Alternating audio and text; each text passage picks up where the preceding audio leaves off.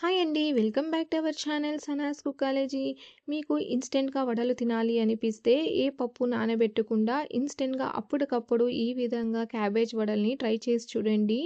మీరు morning బ్రేక్‌ఫాస్ట్‌లోకైనా, evening స్నాక్స్‌లోకైనా ఈ cabbage వడలను ఇన్‌స్టెంట్‌గా సింపుల్ అండ్ ఈజీగా ప్రిపేర్ చేసుకోవచ్చు. ఇవి పైనుంచి క్రిస్పీగా, లోపల నుంచి సాఫ్ట్‌గా, తినడానికి కూడా చాలా రుచిగా ఉంటాయి. పదండి ఇప్పుడు దీన్ని సింపుల్ అండ్ ఈజీగా ఎలా ప్రిపేర్ చేయాలో చూసేద్దాం. నేనిక్కడ ఒక కప్పు క్యాబేజీ తురుముని తీసుకుంటున్నాను. ఇప్పుడు ఇందులోకి ఒక ముప్పావు కప్పు శనగపిండిని, ఒక 3 టేబుల్ స్పూన్ల బియ్యం పిండిని వేసుకోవాలి. సన్నగా తరిగిన ఒక 3, 4 పచ్చిమిర్చిని కూడా వేసుకోవాలి. అలాగే సన్నగా తరిగిన 2 టేబుల్ స్పూన్ల కరివేపాకు, 2 టేబుల్ స్పూన్ల కొత్తిమీర, ఒక ఉల్లిపాయ సన్నని తరుగు, 1 టేబుల్ స్పూన్ జీలకర్ర, రుచికి సరిపడా ఉప్పు, ఒక హాఫ్ టీ స్పూన్ కారపొడి, ఒక half teaspoon garam masala, ఒక 2 గంటలు నానబెట్టుకున్న 3 టేబుల్ స్పూన్ల శనగపప్పును వేసుకొని బాగా మిక్స్ చేసుకోవాలి. ఈ విధంగా ప్రెస్ చేస్తూ బాగా మిక్స్ చేసుకోవాలి.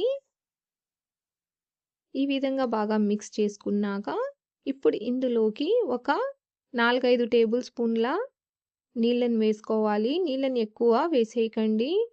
ఒక 4, 5 టేబుల్ స్పూన్ల నీళ్ళని వేసుకొని వడపిండిలాగా కలుపుకోవాలి.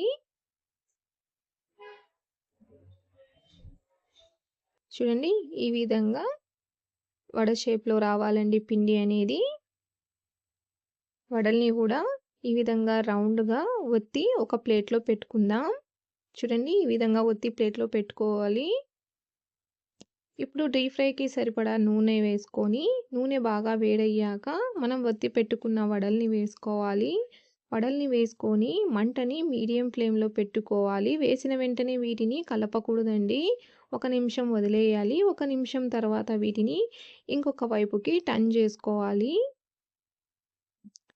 ఈ విధంగా 2 వైపులా టర్న్ చేసుకుంటూ వీటిని మీడియం ఫ్లేమ్‌లోనే లైట్ గోల్డెన్ బ్రౌన్ కలర్ వచ్చేంత వరకు ఫ్రై చేసుకోవాలి. వీటిని హై ఫ్లేమ్‌లో అస్సలు ఫ్రై చేయకండి. హై ఫ్లేమ్‌లో వీటిని ఫ్రై చేస్తే ఇవి పైనుంచి కలర్ వచ్చేస్తాయి. లోపల చక్కగా కుక్ అవ్వవండి. పచ్చి పచ్చిగానే ఉంటుంది పిండి అనేది లోపల. కాబట్టి వీటిని మీడియం ఫ్లేమ్‌లోనే ఈ విధంగా లైట్ గోల్డెన్ బ్రౌన్ కలర్ వచ్చేంత వరకు ఫ్రై చేసి తీసుకోవాలి. ఇవి చక్కగా కలర్ వచ్చేసాయి. ఇప్పుడు వీటిని ఆయిల్ నుంచి తీసేసుకుందాం. మిగతా వడల్ని కూడా ఇదే విధంగా మీడియం ఫ్లేమ్‌లోనే 2 వైపులా తిప్పుకుంటూ లైట్ గోల్డెన్ బ్రౌన్ కలర్ వచ్చేంత వరకు ఫ్రై చేసుకోవాలి. ఇవి కూడా చక్కగా కలర్ వచ్చేసాయి. ఇప్పుడు వీటిని కూడా తీసేసుకుందాం.